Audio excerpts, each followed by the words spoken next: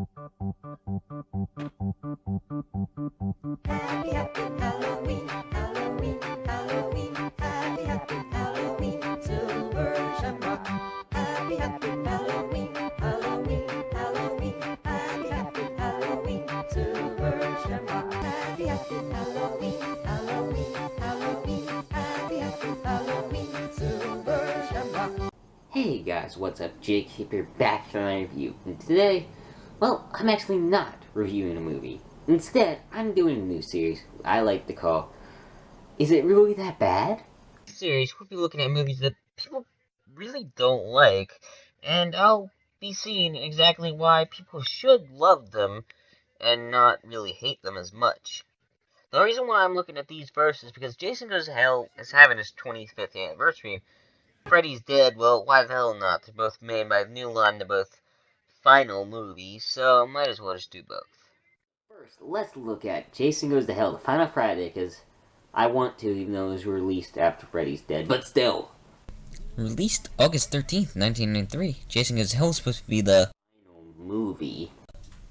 But of course, it isn't the final movie. It's about Jason dying in the first 5 minutes, and some guy eats his heart and gets possessed by Jason's demon slug soul, and he shaves a naked guy to possess him, and he has to possess his bloodline so he can get a sex change back into himself. Yep. Sounds weird as shit, doesn't it? Well, yeah, it is, but this movie's gore is amazing, especially if you're watching the unrated cut, which has some of the best gore in the series. Even if you don't like this movie, you can at least admit that this movie does have some pretty good gore.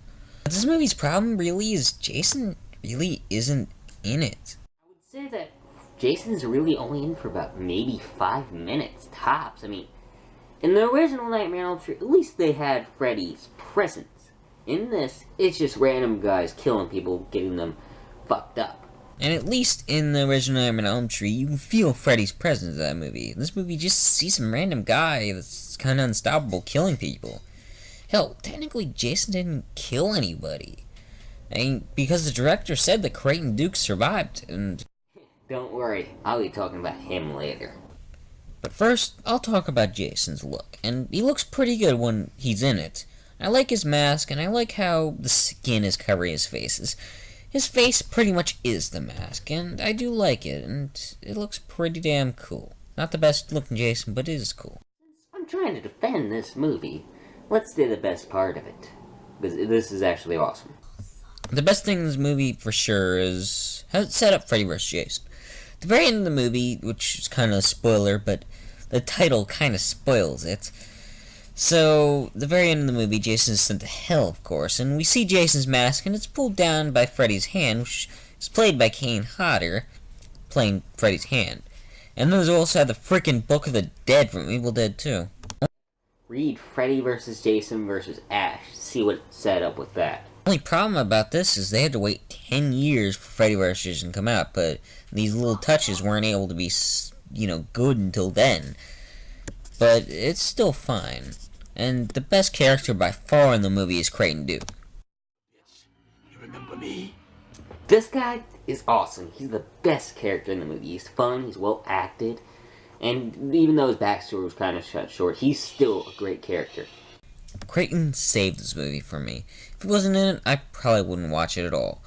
I mean, anytime I see this man scream, I really can enjoy the movie, and sadly they cut out his backstory in a few scenes with him, but I still like him, and that line that I showed is kind of one of the reasons why, but he's awesome either way.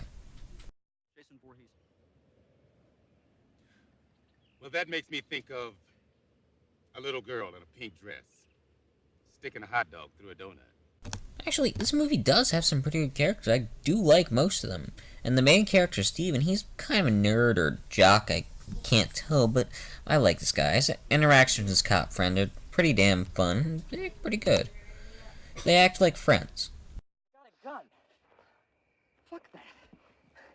I got a gun. And all the other characters are okay. I do like them again. They're better than most horror movie characters, but Creighton overshadows them.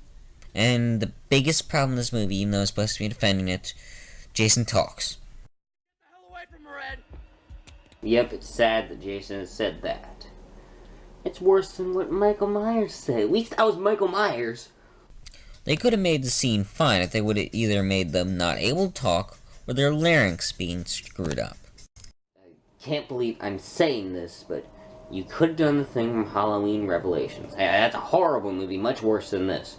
But what you could have done is you could have fucked up their larynx so they both couldn't talk. It would have worked much better and they wouldn't be fucking talking.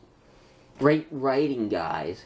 But this is my final good thing I have about the movie. If you pretend this movie isn't a Friday the 13th movie, pretend it's not part of the franchise, you can enjoy the movie's characters and effects, and you can at least enjoy that the movie is actually pretty well written for if it wasn't a Friday the 13th movie.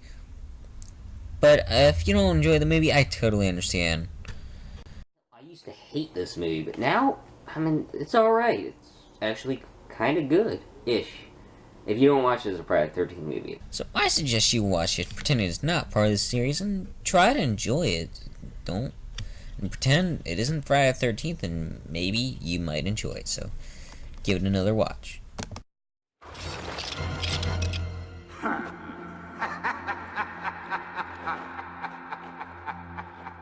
Alright, so now let's look at Freddy's Dead, the final nightmare. Oh God, Freddy's Dead. Which good things do I have to say about this? Alright, so it was released in 1991, 2 years before Jason Goes to Hell. The Final Friday was released. And this is the movie where Freddy Guys. and Freddy leaves some kid alive for him to bring his buddy back, and he thinks that he's his kid, but of course he has a daughter, and that's why he's sent back to Springwood, so Freddy can get out of Springwood and die at the very end of the movie. It's something he could normally survive. Kids. I don't have very many good things I can say about this, but I'll try. Let's just hope I can do it. Death in the movie, I guess, Carlos' death, because it has the most blood, and it is pretty creative, I guess, even though, you know, it's not that creative, but it's alright. And it's better than most other kills in the movie. And it has an alright Freddy line, I guess. Nice hearing from you, Carlos. There are a few funny scenes in this movie, and I'll show the scenes that I think are funny. There aren't many, though. I asked you for the map. Yeah, well, the map says we're fucked. He's not gonna get me again. Thing is gonna make me get off this bed. Damn it! Yep, that's it. That's all I think is funny. This is supposed to be a comedy, by the way, not really horror.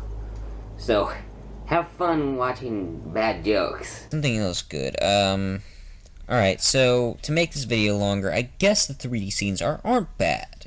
It's kind of fun to watch Freddy die in 3D, even though he normally could live this, but it's still fine to get to see the shit beat out of him in 3D. And the only problem, though, is only the final scenes are in 3D, so most of the movie really isn't in 3D. Oh crap, I gotta think of something else. Okay, acting isn't bad. It's alright. And I do like seeing Freddy's childhood and more of his backstory in depth.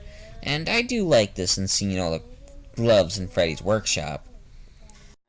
Freddy's childhood could have been much more implemented well, but alright, okay. And I guess him having a daughter is okay. I mean, doesn't make much sense, but okay. And also him living in the Elm Street house. I can do a total thing about everything wrong with this movie, but trying to defend it, so, I mean, also, Alice freaking Cooper is his goddamn stepdad. It's always nice to hear him in the movie. Kinda wish he would have made a song for this movie, but, you know, it's still fun to see him. I kinda do like the main song at the end of this movie, so. Now, the final thing I have that is awesome about the movie. Alright, now my final real positive is awesome. It's gonna be great. The credits. They're freaking awesome. They show clips from the first 6 movies edited together to a song made for the movie called Freddy's Dead. They even have a part in the song that's asking if Freddy's really dead. And no, he's not really dead, by the way. And somehow the song got a Razzie. I don't know how, since it's actually a really good song, and with the clips, it's especially fun to watch. I mean, if you just look this part on YouTube. I mean, I don't care if you watch the movie, just watch this part is my suggestion. It's the only thing you really have to watch from this movie. And I would suggest that. The movie I wouldn't suggest, but I hope I changed your mind a little bit. So, just go listen to those end credits. Give it a try. So I hope I did make but you at least somewhat not despise these movies. And I actually used to despise Jason Goes to Hell, but somehow now I don't. So, yeah, go try these movies out again and see if you like them. Freddy's dead. So that was the first Is It That Bad? And, well, next week we're gonna be finally looking at Night of the Demons, because Freddy and Jason were invited, but didn't come, and sadly I have to.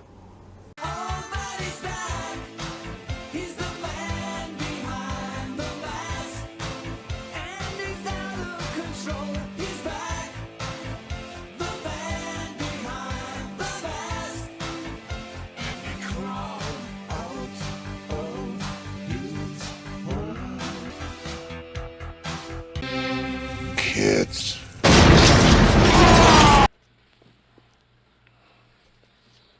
Freddy's dead.